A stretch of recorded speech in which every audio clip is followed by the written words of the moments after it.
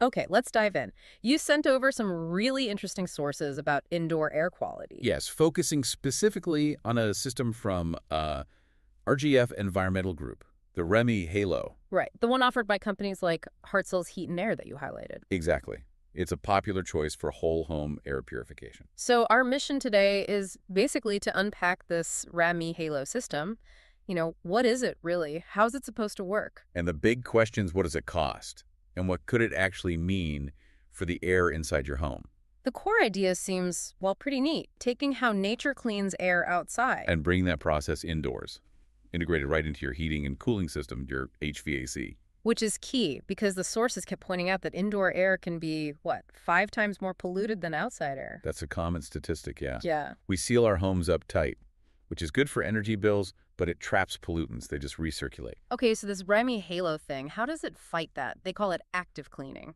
Right. So unlike your standard filter that just sits there waiting for air to pass through. Passively, exactly. This unit gets installed in your ductwork, and it actively sends out purifiers into your living space. Sends out purifiers. Like what? How does it make them?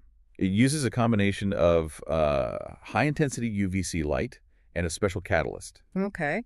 And when air flows past that, the reaction creates low, safe levels of airborne hydrogen peroxide. Hydrogen peroxide, like the stuff in the brown bottle. Sort of, but we're talking very low, naturally occurring concentrations, similar to what the sun does outdoors. Mm-hmm. And it also creates ions. Ions. Okay, so you've got hydrogen peroxide and ions floating around the house. What do they actually do? Well, think of them as little cleaning agents. They drift through the air, bump into pollutants, things like bacteria, viruses, mold spores. Odors, VOCs. Yes, odors, VOCs, those chemical gases from paints or cleaners.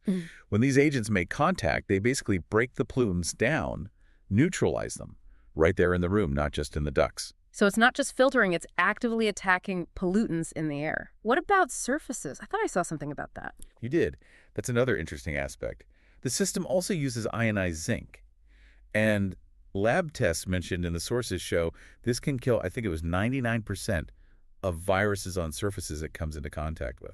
Wow, okay, so air and surfaces, that's quite comprehensive. And it helps with regular dust and stuff too. Yeah, that's the other piece. It has dual ionizers.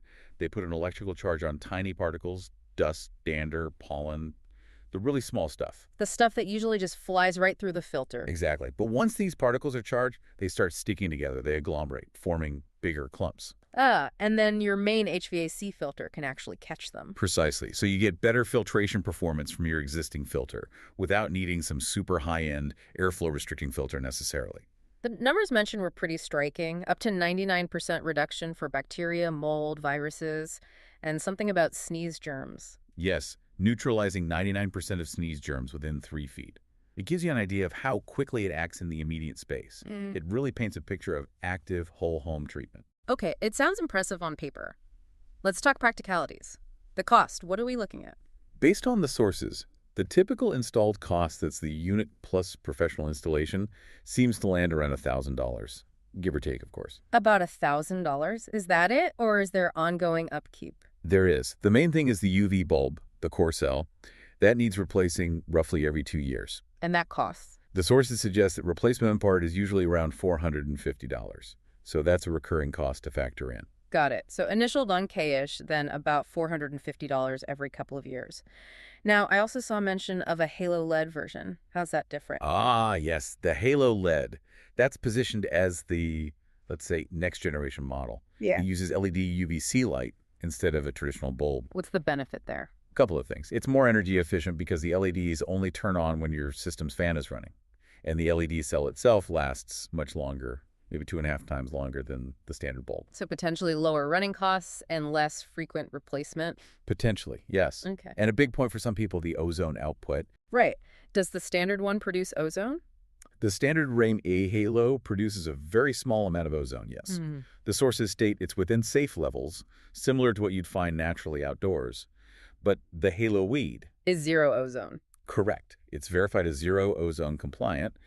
It also doesn't contain mercury, unlike traditional UV bulbs, and has a washable catalyst. So it's often seen as a slightly more eco-friendly, maybe technologically advanced option. Okay, interesting trade-offs there. So let's try to wrap this up. Sounds good. We've been looking at the Remy Halo, which, as we saw, companies like Heart Cells offer. It's an active, whole-home air purifier that goes right into your HVAC system. And its whole goal is to significantly cut down on contaminants, airborne stuff, like viruses and bacteria, plus surface pathogens, odors, VOCs, throughout your entire house by mimicking natural processes. The cost we saw was roughly $1,000 installed, with that ongoing $450 bulb replacement every 2 years for the standard model. And then there's the Halo LED alternative, offering zero ozone, better energy efficiency, and a longer lifespan for its purification cell, though likely at a different initial price point. So it really comes down to weighing those potential benefits. The whole home coverage, the active cleaning, the reduction in all these different contaminants. Against the initial investment and that recurring maintenance cost. Right. Which brings us back to that initial point you made. If our indoor air really can be, say, 5 times dirtier than outside, Yeah. how much difference could proactively treating that air inside your own home make to your daily life? Not just comfort, but maybe even how you feel day to day. That's the big question, isn't it? Something definitely worth thinking about.